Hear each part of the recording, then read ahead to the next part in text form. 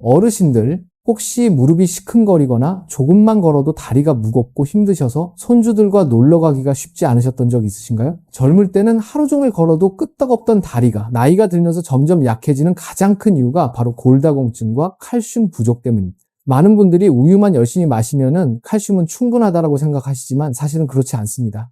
놀랍게도 우유보다 칼슘이 10배나 더 많이 들어있는 음식이 따로 있습니다. 이 음식들을 제대로 챙기면은 뼈는 물론 관절까지 훨씬 건강해질 수 있어요. 오늘 영상 끝까지 함께 하시면 뼈를 튼튼하게 만드는 칼슘 폭탄 음식 3가지, 칼슘 흡수를 높여주는 생활습관, 그리고 골다공증을 예방하고 회복하는 식단 관리 비법까지 모두 알아가실 수 있습니다. 여러분의 뼈 건강, 이번 영상이 새로운 시작이 될 수 있습니다. 꼭 끝까지 들어주세요. 안녕하세요.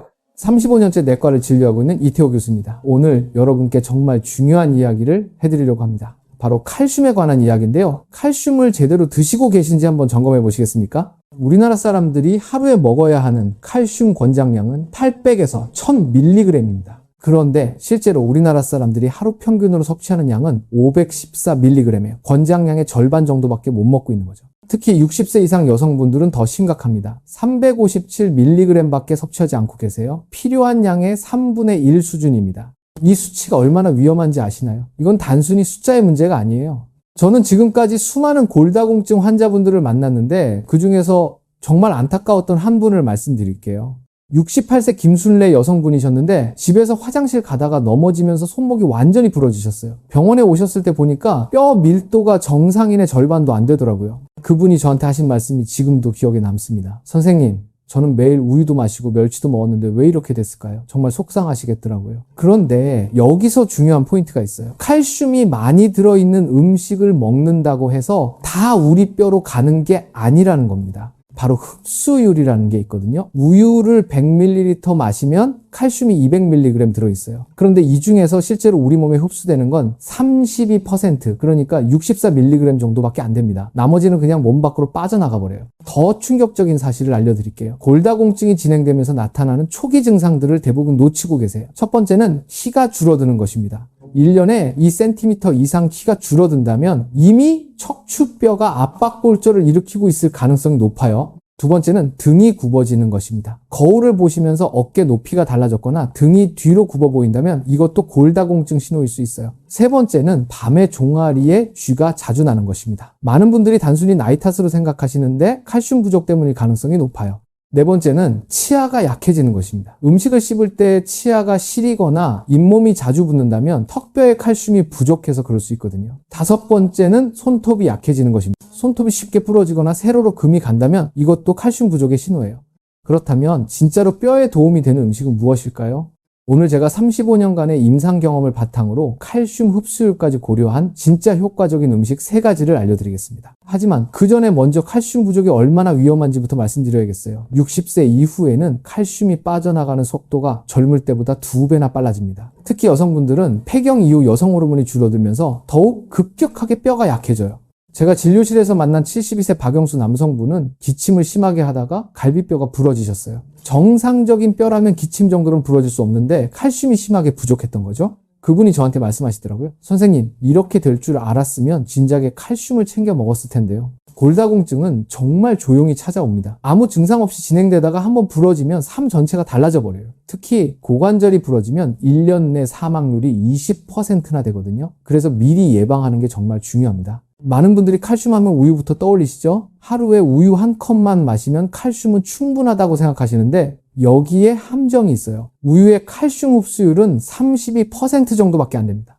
그리고 우리나라 사람들 중에는 유당불내증이 있어서 우유만 마시면 배가 아프거나 설사하는 분들이 많아요. 또 유방암이나 전립선암 같은 호르몬 관련 질환이 있으신 분들은 유제품 섭취를 조심해야 하고요. 그래서 우유가 최고의 칼슘 공급원이라는 생각은 사실 잘못된 상식일 수 있어요. 채소로 칼슘을 챙기려는 분들도 계세요. 시금치, 근대 같은 푸른 잎채소에도 칼슘이 들어있긴 하지만 이런 채소들의 칼슘 흡수율은 고작 5%밖에 안 됩니다. 채소 안에 있는 수산이나 피트산 같은 성분들이 칼슘 흡수를 방해하거든요. 그런데 여기서 정말 놀라운 사실을 하나 알려드릴게요. 우리가 지금까지 알고 있던 상식이 완전히 틀렸을 수도 있다는 겁니다. 흡수율이 우유의 2배나 되는 음식들이 있거든요. 바로 브로콜리와 양배추 같은 십자화가 채소입니다. 이 채소들의 칼슘 흡수율은 61에서 65%나 돼요. 우유의 32%보다 2배나 높은 거죠. 그런데 왜 이런 중요한 사실을 모르는 분들이 많을까요? 브로콜리 하면 대부분 비타민이나 식이섬유만 생각하시지 칼슘은 잘 모르세요. 하지만 브로콜리에는 우유만큼이나 칼슘이 풍부하게 들어있고 더 중요한 건 흡수가 훨씬 잘 된다는 겁니다. 제가 진료했던 65세 최영희 여성분은 골다공증 진단을 받고 나서 매일 브로콜리를 챙겨 드셨어요. 처음에는 맛이 없어서 힘드셨지만 올리브오일에 마늘과 함께 볶아서 드시니까 훨씬 맛있게 드실 수 있더라고요. 1년 후에 뼈밀도 검사를 다시 해보니까 놀랍게도 10%나 증가했었어요.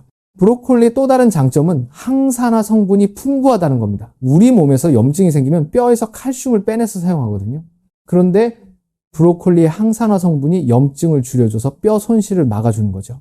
특히 브로콜리에 들어있는 설포라판이라는 성분이 중요해요. 이 성분이 우리 몸에서 해독작용을 하면서 뼈를 파괴하는 염증 물질들을 제거해 주거든요. 그래서 브로콜리를 꾸준히 드시면 뼈 건강뿐만 아니라 전체적인 면역력도 좋아져요.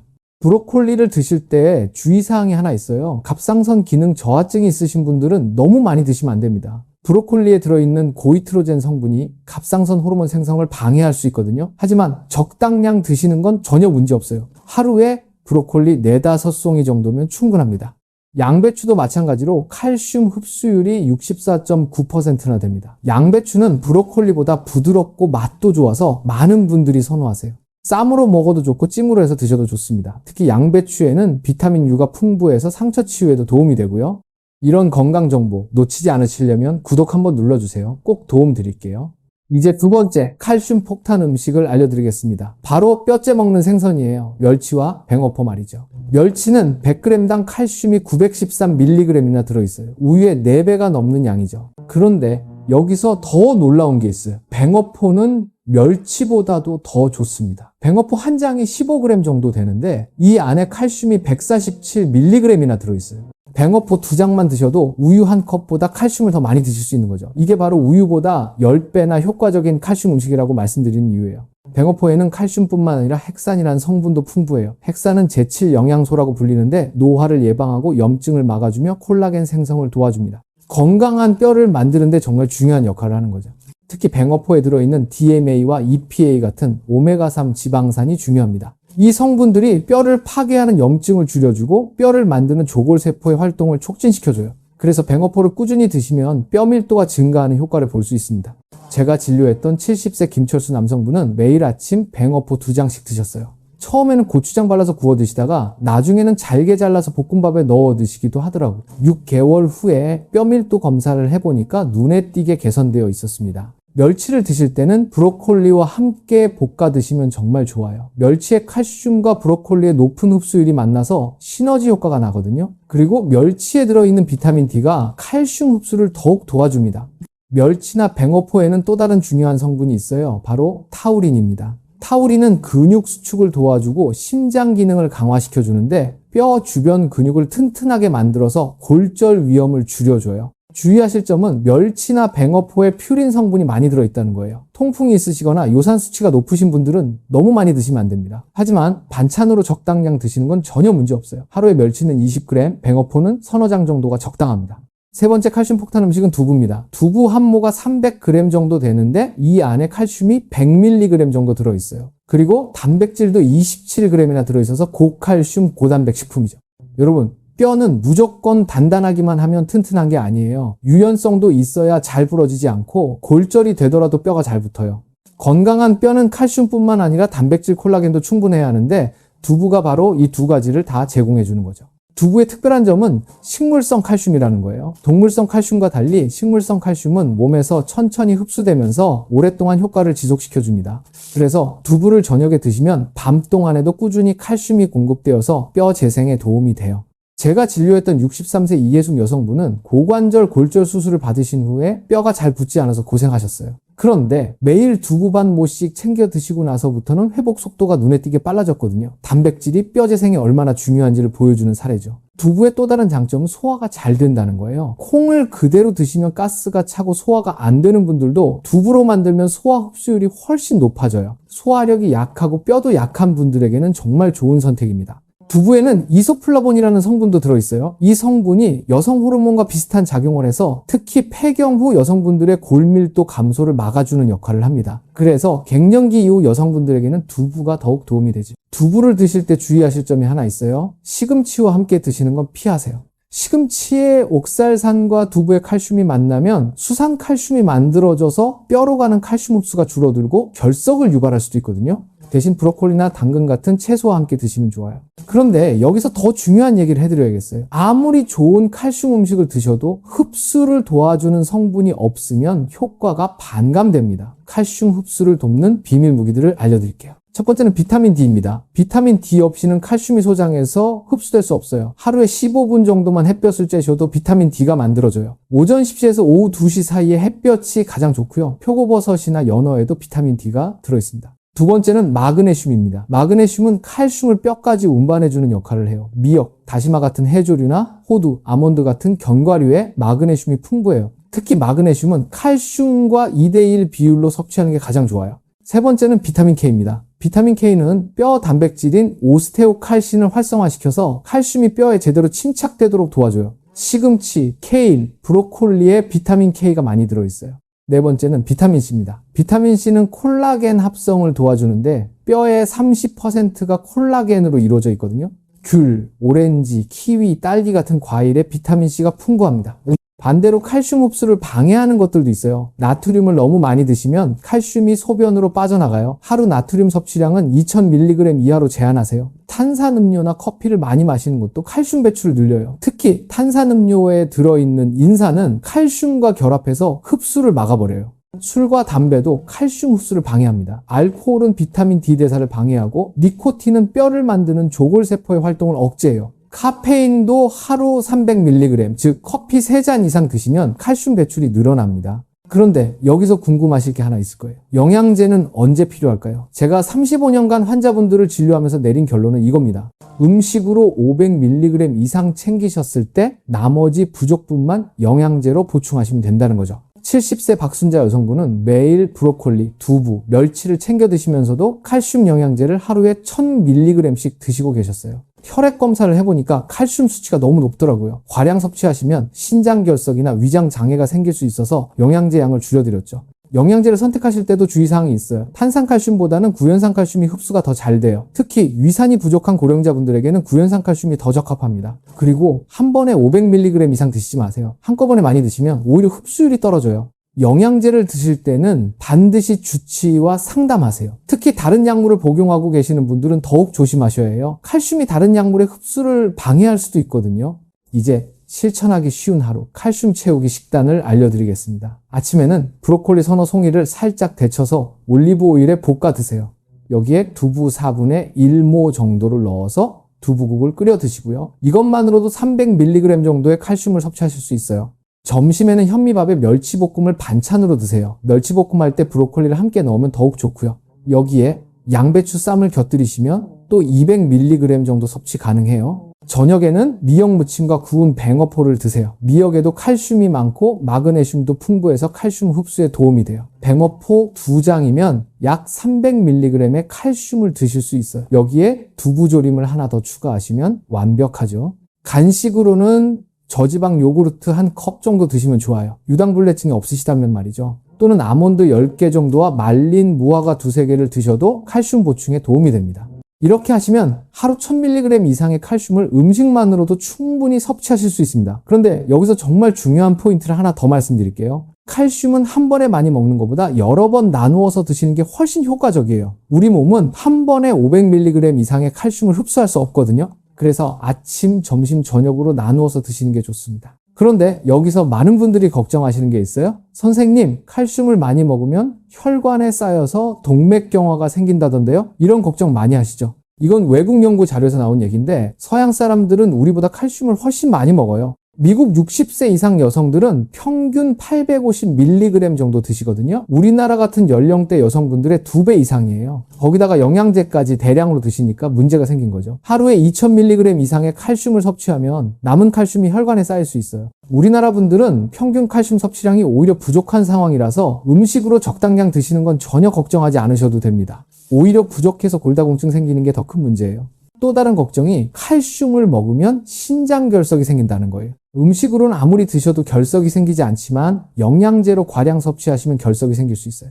그래서 영양제보다는 음식으로 칼슘을 챙기시는 게 훨씬 안전하고 효과적입니다. 제가 진료실에서 환자분들께 항상 강조하는 말씀이 있어요. 칼슘은 약이 아니라 매일의 밥상입니다. 하루 이틀 챙겨 먹는다고 뼈가 갑자기 튼튼해지는 게 아니에요. 매일매일 꾸준히 챙겨 드셔야 해요. 65세 조영희 여성분은 처음에 골다공증 진단을 받고 나서 일주일 정도만 열심히 드시고 포기하셨어요. 그러다가 다시 손목골절이 생겨서 오셨을 때 제가 다시 한번 자세히 설명해 드렸죠. 그 후로는 정말 꾸준히 챙겨 드시더라고요. 2년 후에 검사해 보니까 뼈 밀도가 20%나 개선되어 있었어요. 뼈 건강은 하루아침에 만들어지지 않습니다. 하지만 꾸준히 노력하시면 분명히 결과가 나와요. 70세가 되어서도 골다공증 없이 건강하게 사시는 분들 많이 봤거든요. 그런데 여기서 한 가지 더 중요한 얘기를 해드려야겠어요. 많은 분들이 놓치고 계시는 골다공증의 숨겨진 위험 신호들이 있거든요. 자, 첫 번째는 잇몸 질환입니다.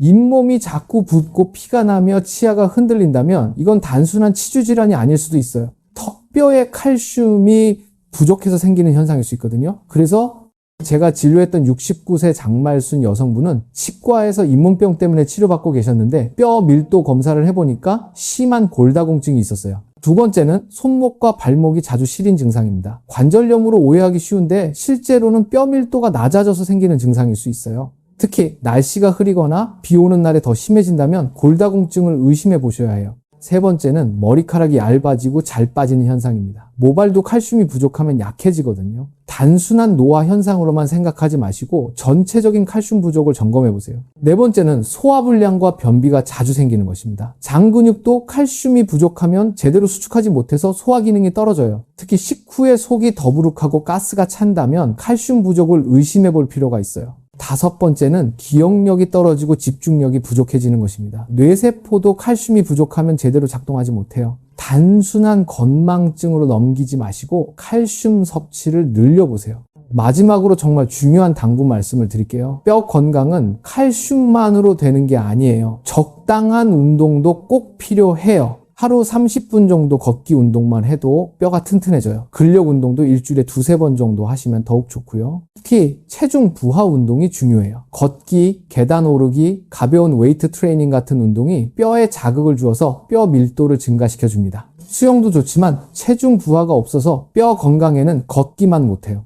균형 감각을 기르는 운동도 중요합니다. 태극권이나 요가 같은 운동이 넘어짐을 예방해서 골절 위험을 줄여줘요. 제가 진료했던 73세 김영자 여성분은 매일 아침 태극권을 하셨는데 또래보다 훨씬 균형 감각이 좋으셔서 지금까지 한 번도 넘어지신 적이 없으세요. 금연과 금주도 중요해요. 담배와 술은 칼슘 흡수를 방해하고 뼈 손실을 가속화시켜요. 특히 여성분들은 더욱 조심하셔야 해요. 흡연을 하시는 여성분들은 비흡연자보다 골다공증 위험이 30%나 높아져요. 스트레스 관리도 중요합니다. 스트레스가 많으면 코르티솔이라는 호르몬이 나와서 뼈를 약하게 만들어요. 충분한 수면과 마음의 평온도 뼈 건강에 도움이 됩니다. 하루 7시간 이상 숙면을 취하시고 명상이나 취미 활동으로 스트레스를 관리하세요. 마지막으로 정기검진도 빼먹지 마세요. 골밀도 검사는 2년에 한 번씩 받으시는 게 좋아요. 특히 폐경 후 여성분들이나 70세 이상 남성분들은 꼭 받으시기 바랍니다. 조기에 발견하면 충분히 예방하고 치료할 수 있어요.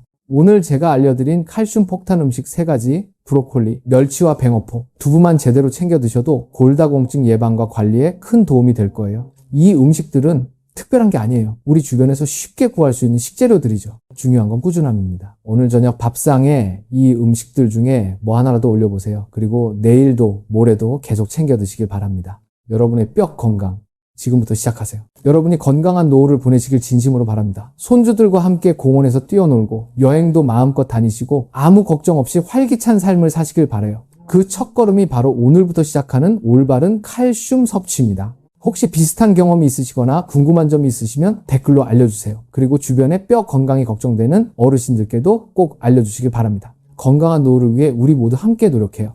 구독과 좋아요도 꼭 부탁드립니다. 여러분의 건강한 삶을 위해 계속해서 유익한 정보를 준비하겠습니다. 감사합니다.